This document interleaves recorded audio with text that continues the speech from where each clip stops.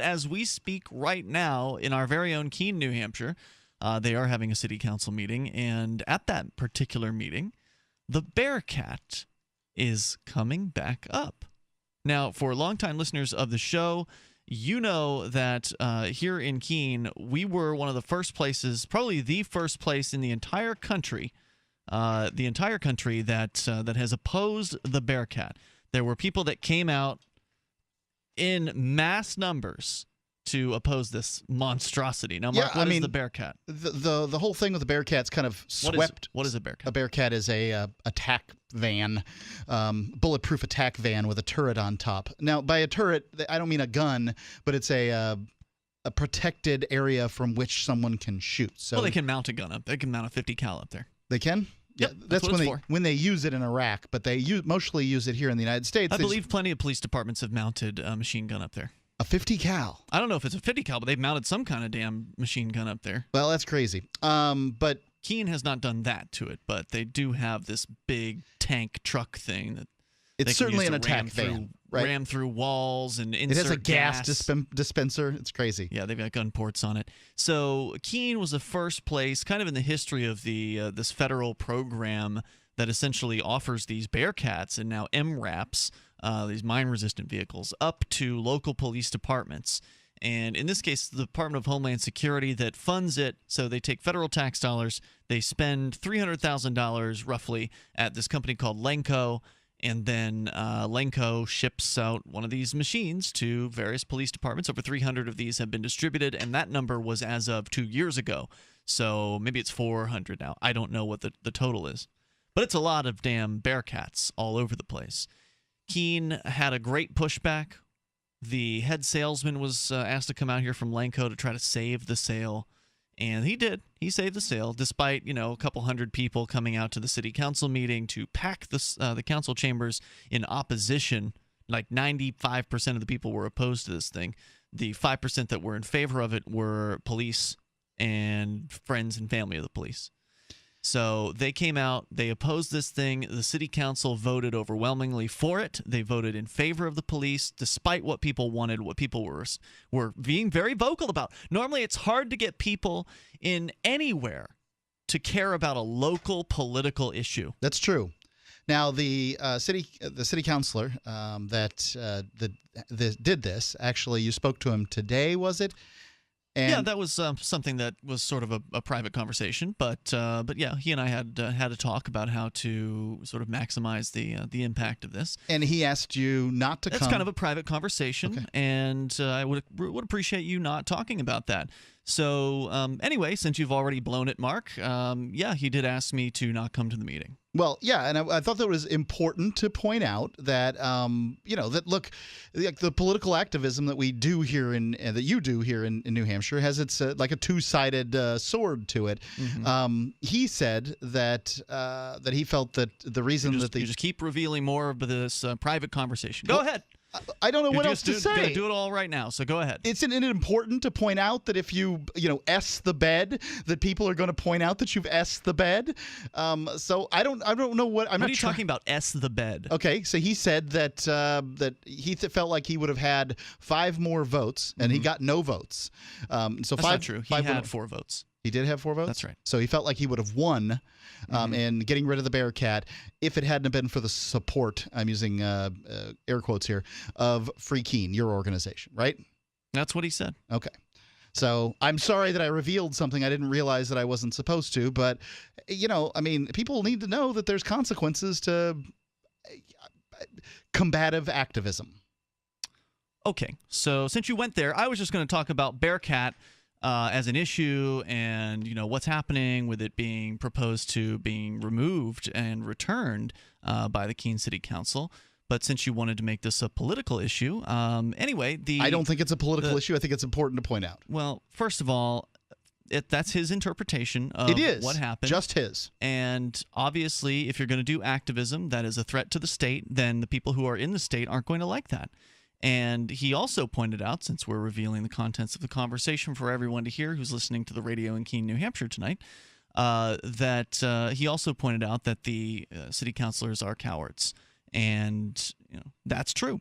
So I am not going to take any blame or feel like I'm somehow responsible for the BearCat coming to Keene because some chicken-s city councilors were too afraid to vote as the people wanted, not as freekeene.com, a website with a handful of activists behind it, wanted, but what obviously people in Keene who came out in force to oppose this thing wanted, to put the blame on Free Keene, a simple website, to put the blame on a group of activists who have made an impact here, obviously, to put the blame on us for doing things that make a difference, for doing things that bring attention to the ideas of freedom, to put the blame on us for having to vote for the BearCat, to vote in favor of the police state because people are activists, is ridiculous and insulting, and I won't stand for it. I'm not going to apologize for what has gone on here in Keene, because what has happened here in Keene has brought all kinds of press attention to the ideas of freedom. It has brought millions of dollars in press to the Free State Project, bringing more people here who care about freedom. This is a beacon of activism. This is a beacon. Keene is a fishbowl. It's a place, it's a stage. It's a place where activists can get out and be seen and get their message out and be heard. And you know, it sounds like you're pointing fingers here, Mark. It's like, nah, see, you guys have S the bed. How would whatever. you know if I'm pointing fingers? You haven't let me speak. You've been speaking plenty. Go ahead. I would agree with you that, well, first off, I'm not sure that I agree with his assessment that these people would have necessarily voted the way they would have. They may have told him it was because of Free Keene. They may have. I'm not denying what he said. I'm not denying what he said either. I'm just saying I'm not sure of the assessment. I'm not sure that I believe those people when they say it. If in fact they chose not to vote that way because of a dozen or so activists that they don't like, then they have done an amazing, a colossal disservice to their community. If that's the reason they did it, it is a terrible reason. I would completely concur. I think people make bad. I think politicians, local politicians, can make bad decisions for reasons like this. They think, I don't want to be aligned with these people or that people. I think it's a silly, silly reason, but it may be. I don't think so, but it may be. I don't know. Well, you shouldn't be surprised when you do activism in a place like Keene, New Hampshire, which is a very small place. There are about 23,000 people or so that live here, and I don't know if that number includes the 4,000 or so college students. I really don't know if that includes it. So let's just say 20 to 25,000 people living here. It's a fairly small place. So when you do things that are visible, they're visible by a good chunk of the population, should they decide to pay attention. And you shouldn't be surprised that when you do activism that is inherently a threat to the state, not in a violent way, but in an ideological way, activism that is a threat to the state, then the people within the state, the people that are loved ones and are connected to and friends with the people that work for the state, they're going to be upset because they're going to feel like you're threatening the status quo. And that's exactly what we're doing. And so no wonder they're upset. And the people who run in the circles, in the political circles, tend to hang out with one another, sort of like activists tend to hang out with one another. Yeah, but those people wanted a tank. That's what they'd said. And the people of Keene said they didn't want it. And the political class decided to use Free Keene as an excuse for not doing what the people of Keene wanted, was what I saw. It's just cowardice. The BearCat is back in the news, and freekeene.com, of course, has the story. In fact, we broke the story about City Councilor Terry Clark, who was the lone guy who stood against the BearCat the first time. The BearCat being this armored truck, basically a tank, as it was called by some of the city councilors here in Keene. This armored truck tank thing that has been distributed probably to where you live. If you live in even a semi-medium to large-sized town, there's a good chance you've got one of these behemoths, these monsters sitting in some police station bay somewhere, sitting out back of the police station. And it was delivered here in Keene back in 2012. There was a lot of opposition. There was a lot of people who said, we don't want this. This is militarizing the police. The city council meetings about it were packed. People couldn't even get in there. And tonight's the night where they're going to be addressing this in the first place. And so we'll see what happens. In theory, what should happen is it should be assigned to a what they call a committee. And then that committee will have a public hearing about the issue. They'll make a decision. It'll go back to the full city council and they'll vote on it. So Will the BearCat be removed from Keene, New Hampshire? I sure hope so, but I'm not going to get my hopes up. I know that last time it went down in flames, and as you pointed out, Mark, it's all Ian Freeman's fault, according to certain politicians. I think it's nice. It must be ridiculous. It must be nice to have to have somebody upon whom you can blame all of your bad political moves. Right. It was our fault too. I would have served my constituents in Keene, New Hampshire, if only this bugbear called Ian Freeman hadn't come out and put in a petition and showed hundreds of people thought we had poor judgment getting a tank in a town of 20,000. I mean, really? That's their excuse? I think it's look, Ian, every opportunity I have to like nail you to a cross, I will do it. And I don't do it in this circumstance because this sounds to me like a bunch of people who don't want to take responsibility for their own actions. It was the same thing when the city council around here there was a proposal that they that they send some sort of a letter about marijuana legalization to the state house. Yeah. And that was proposed by somebody in the government, a former cop. He put that forward, and again, it was because of the smokeouts. It was because of the 420 celebrations here in Keene that made international headlines in places like Cannabis Culture Magazine. By the way, this was the reason why they had to vote against it. They never give you this option ahead of time. Do you understand that? Like, so they're never like, look, I'll tell you what, we, the head crap heads of Keene, New Hampshire, will send a letter to Concord hoping for recreational marijuana legalization if you will just stop your smokeouts here in downtown Keene, New Hampshire. They never say that. What they say is, you had smokeouts, so now we won't do this. And now they say, well, we would have voted for the BearCat. Yeah. Or voted against, voted to get rid of the BearCat if you wouldn't have done whatever it was that you did. And they're not even clear what that is. Convenient excuse. Right. Convenient. So if you want to bargain and you want people to believe that you're actually bargaining, what you should do is make a frickin' proposal and then see whether somebody takes you up on it rather than just blaming somebody afterwards, because that position is pathetic, it's weak, and it makes you look like a GD liar.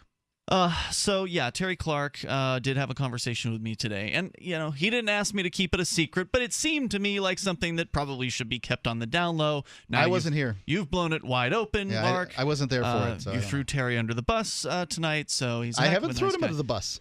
But anyway, so he's standing up again here, and we'll get an update. Maybe I know there's some liberty activists who did go to the meeting tonight. If he feels bad about what I did, come to me. I'll do something nice for your campaign.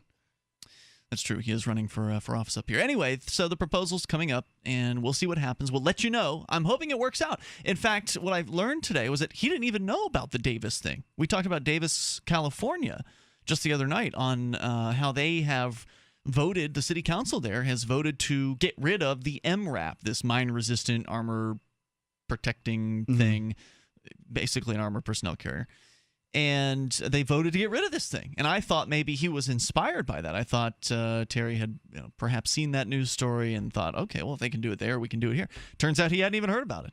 So he was just sort of inspired on his own volition through the news about Ferguson, I think, is what sort of spurned this. In fact, he sent the letter in to the city council a couple of weeks ago, so it's sort of been in the works for a little bit. We've been talking about the city BearCat, this tank, this attack truck that police departments all around the country have received. And just recently, Davis, California City Council voted to get rid of what's called the MRAP. Right. This is even bigger and scarier than a BearCat. It's mine resistant, and the BearCat is actually not mine resistant. That's one of the failures of the BearCat, which is why it ultimately didn't work for the military and is now being sold off to police departments around the country. So anyway, the Davis, California bureaucrats, elected people, got rid of this thing, or they voted to get rid of it. I don't know how long it'll take them to actually send it back. But that's the proposal that's on the table in Keene tonight. So we opened up the show tonight with Mark spilling the beans about a conversation I had with one of the city councilors here in Keene, New Hampshire. The beans! Where we do the program, and there was a proposal that he made to remove the BearCat, to get rid of it, this police tank thing that has been distributed to countless police departments all across the country. Keene was the first place where there was any significant pushback against the BearCat. Ultimately, we did not succeed in getting that to be blocked when it was first proposed. There was I think it was Berkeley, actually, in California, that after Keene sort of led the way, Berkeley did successfully stop. The people in Berkeley did stop their city council from getting one of these things. So it was nice to see that happen, at least even though it wasn't here. Now the proposal's been put back on the table, and according to one of the folks who attended the meeting, which was going on during this first hour of Free Talk Live, quote, "The bastards voted down the motion and then laughed." So doesn't sound like Ian Freeman not attending made much of a difference on this issue. Well, I don't think that the claim was that it's your attendance that really mattered as much as like the support of the Free Keene folks. And no, that wasn't it. No, it was specifically me and Garrett Ian were the two names that were thrown out there. Okay. And besides that, I asked the counselor. I asked him, is it all right with you if I keep blogging about this? Because I'd already blogged about the story and sent out a press release this morning about it. In fact, including his contact information in there for the press to kind of pick up on the story. And he was totally fine with that. So he was okay with that. Well, it didn't go anywhere. No, at least not at this point. We'll see what transpires further, and we'll bring you the latest if anything else transpires with this. Free Talk Live, 7 nights a week from 7 to 10 Eastern, live on the Liberty Radio Network at LRN.FM.